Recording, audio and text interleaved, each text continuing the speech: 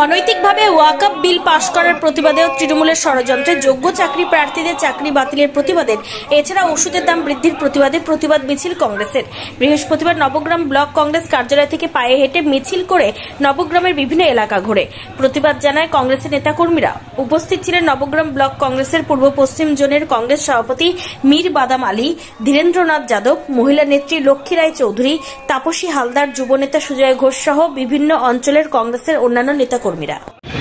অগণতান্ত্রিকভাবে ওয়াকআপ বিল বাতিল, সেই সঙ্গে সঙ্গে 26,000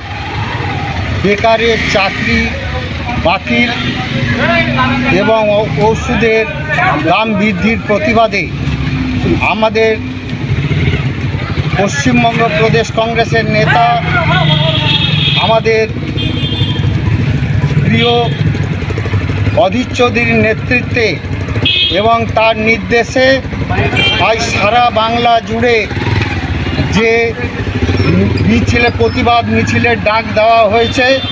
আজ নবগ্রাম ব্লক কংগ্রেস